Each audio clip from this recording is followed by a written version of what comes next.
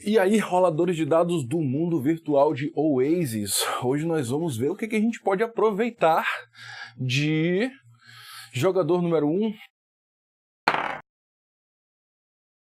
O que é o que se aproveitar de? O que se aproveitar de é o seguinte: nós estamos aqui fazendo vídeos para quem quer produzir alguma coisa, quem quer mestrar um RPG, quem quer fazer um personagem, quem quer escrever uma história. Então a gente vai ver o que a gente pode aproveitar de, por isso que o nome é o que se aproveitar de, das paradas que estão acontecendo aí. Pode ser livro, pode ser jogo, pode ser os caralho.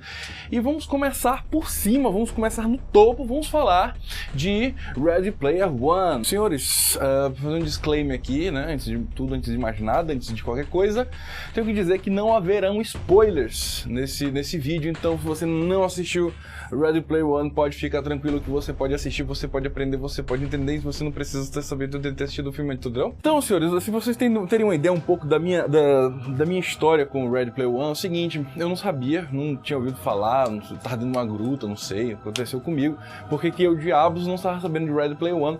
Eu sei que eu tava, vou assistir um filme no cinema, o único que eu vi que me interessou um pouco, pela sinopse, eu não tinha visto trailer nem cara nenhum, foi Ready Player One, jogador número 1, tá bom? E aí eu, vou assistir esse filme aqui. Achei que fosse um filme caça-níquel aí, pra ser aproveitado, entre aspas, né, sucesso de Sword Art Online. Não sei se vocês sabem, mas o último filme de Sword Art Online, ele ficou naquele grupo, não é aqueles 4 indicados não, mas naquele grupo gigante de prévios classificados para poderem ser indicados ao Oscar. Pois é, ele ficou para melhor animação. Então assim, eu pensei, tá querendo ver a pegada. Não sabia que era de Steven Spielberg, não sabia que se tratava de um livro, não sabia de nada, e fui lá assistir e me apaixonei. É só a primeira vez que eu assisti, eu já assisti 3 vezes no cinema, porque eu adorei, e cada vez que eu assisto eu vejo uma coisa nova, e eu vou trazer agora aqui um pouco do que eu achei para vocês.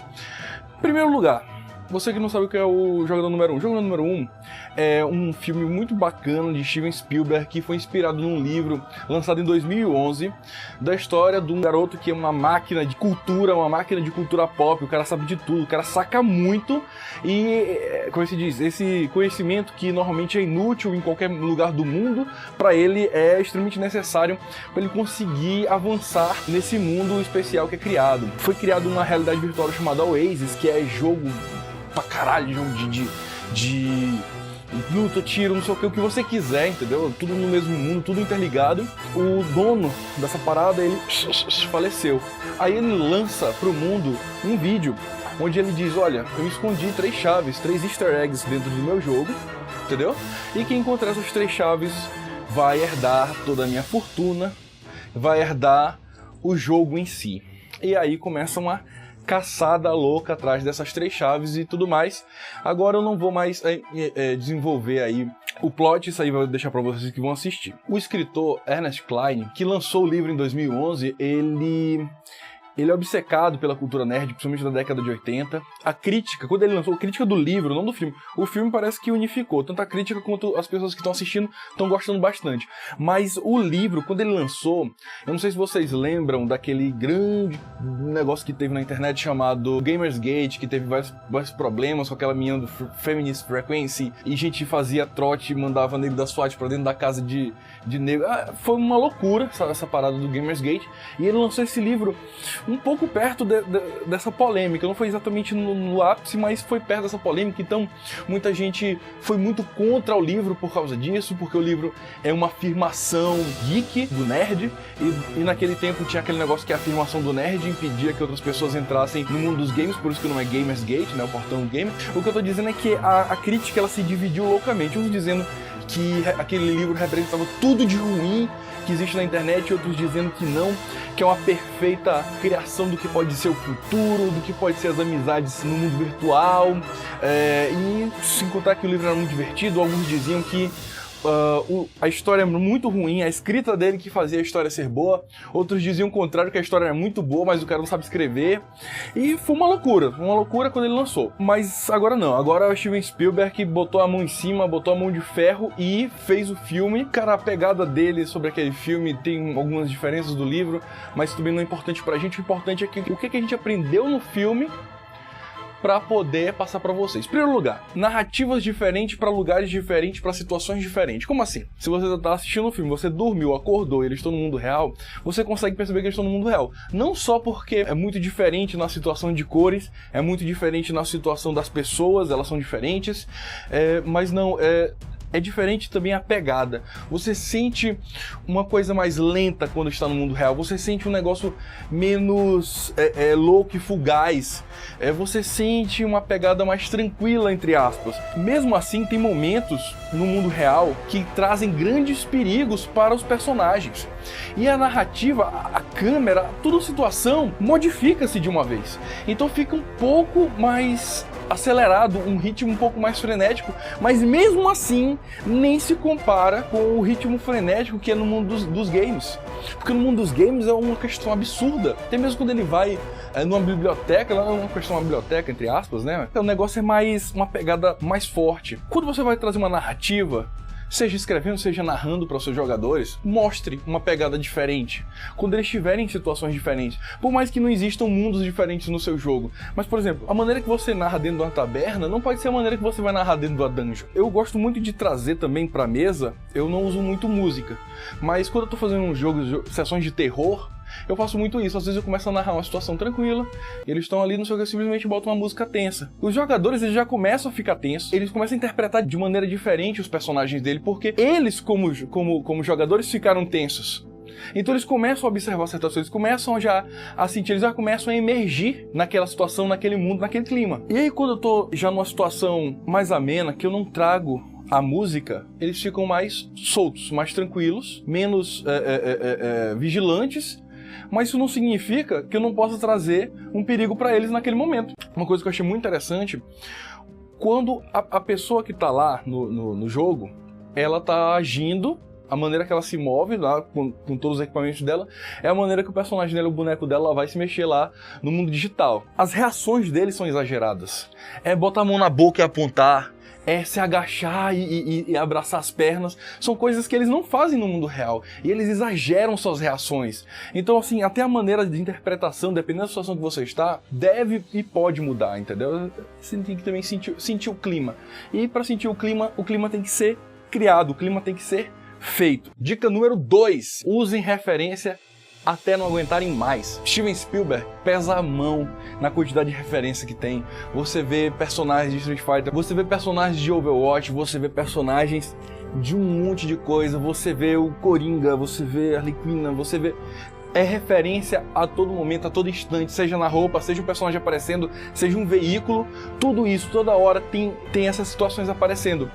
E senhores, quando você joga para o seu interlocutor, seja o seu leitor, seja o seu jogador, uma coisa que ele é acostumado, uma coisa que ele já teve experiência, seja uma frase, seja um personagem, seja qualquer coisa, um local, uma situação que seja, isso traz imersão para ele, porque ele já teve que lidar com aquilo, e aquilo já tem sentimentos prévios para ele. Como, por exemplo, você está jogando e você coloca um personagem de Senhor dos Anéis, você coloca uma frase do Senhor dos Anéis, mesmo que seja para um personagem que não tem nada a ver. Você coloca alguém que nitidamente é referência a um personagem de um filme.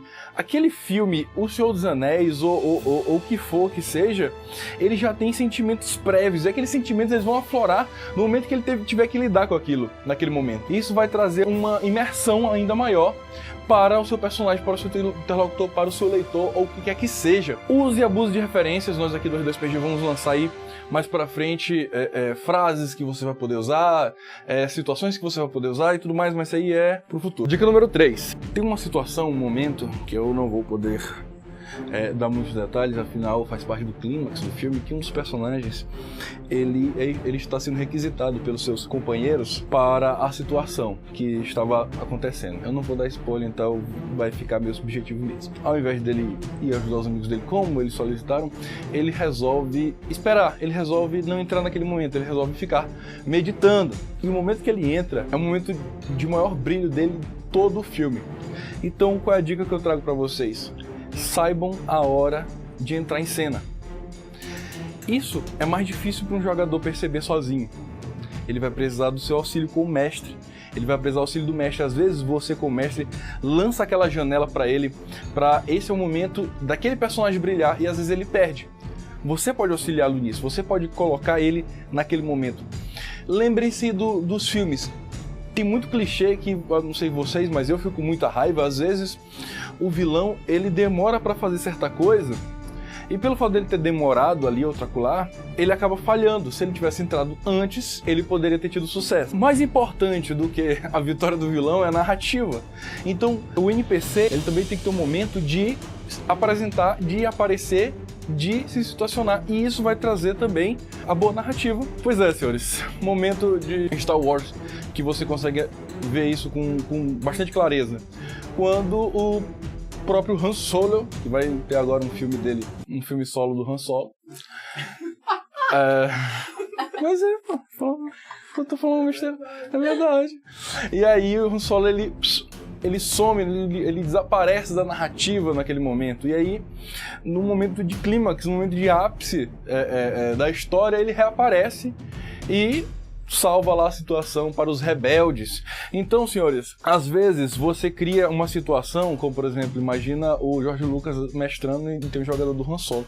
Ele cria a situação para que o personagem volte e brilhe, né? Um momento em que as habilidades dele seriam habilidades de extrema necessidade para aquela situação. Ele pode acabar perdendo a janela, ele pode acabar perdendo a oportunidade de dar esse brilho todo que ele teve, né? Inclusive na própria esperança que ressurge nos seus companheiros quando ele aparece. Então, não só a entrada dele, mas como a retirada dele de cena. Isso tudo, às vezes, o jogador ele pode acabar perdendo e ele pode precisar de auxílio para essa situação climática, dramática, e isso pode ser feito até à força. Agora, a força, daquela maneira que eu expliquei naquele vídeo de liberdade, né? Ele tem que acreditar que ele fez tudo aquilo por si só. Tá aí ou no card ou na descrição, dá uma olhada lá que vocês vão dar a sacada de como fazer isso de maneira sutil. Dica número 4. O escritor, ele é conhecido por ser um escritor de ficção científica. Se ele explorasse o mundo dele de maneira total, ele poderia ser conhecido como escritor de cyberpunk. Porque o mundo ali, ele é tão absurdo, ele é tão opressor, que é por isso que todas as pessoas fogem para o Oasis, né, que é o mundo virtual. Esse mundo opressor, ele não é explorado de maneira perfeita. Por quê? Porque não importa pra trama. Então, por vezes os jogadores vão querer explorar alguma coisa, por vezes eles vão querer utilizar-se de alguma coisa que não é importante. Uma conversa prévia antes de você iniciar o jogo pode ajudar com relação a isso. Falar, olha, senhores, a situação é essa e essa aqui, mas isso aqui não é importante, isso aqui não é importante. Ou simplesmente deixar que eles falem basicamente o que eles estão querendo ver, querendo explorar, e olha, isso aí que você está pensando não vai ajudar tanto na trama. Por quê? Porque a trama, ela basicamente é do Oasis, a trama é basicamente do mundo virtual. O mundo real, ele só aparece lá o mínimo necessário para você conseguir compreender tudo que está acontecendo. Porque às vezes eles passam perigo no mundo real, às vezes eles conseguem desvendar puzzles do mundo do Oasis lá no mundo real. Então aí eles voltam pro Oasis, tudo que é explorado ali só é o mínimo necessário. Ele não fala sobre as questões de classe, ele não fala sobre as questões de sociedade, ele não fala sobre as questões de como está o governo. Nada disso ele fala porque nada disso é importante para a trama. Uma coisa que aconteceu recentemente aí na sexta-feira 13, um especial muito massa aí da Câmara Obscura, onde os jogadores estavam jogando um Cthulhu Dark. O pessoal tava, olha, legal, Rio de Janeiro, nessa época, tinha isso, tinha aquilo outro, mas falou, olha, isso aqui não é importante. O jogo todo se passou dentro de uma casa. Então, como tava o Rio de Janeiro, tudo faz. Economia mundial, tudo faz. Não tinha importância. Não para aquele jogo, entendeu? Se o seu jogo é importante a política, beleza. Se não é importante, não tem pra quê. Não tem pra que explorar aquilo. Quinta e última dica. É interessante, uma coisa que acontece muito em filmes, muito em jogos, várias obras de arte, no RPG ela é um pouco deixada de lado. O que é? Vamos lá, só pra explicar um pouco. O filme, ele nada mais é do que um trilionário que deixa 3 chaves escondidas, são 3 easter eggs, cada um tem um puzzle a ser resolvido, né? Para poder conseguir essas 3 chaves, quem conseguir essas 3 chaves vai conseguir a herança do criador do jogo. Esses puzzles, eles não são tratados individualmente, eles são tratados de maneira coletiva.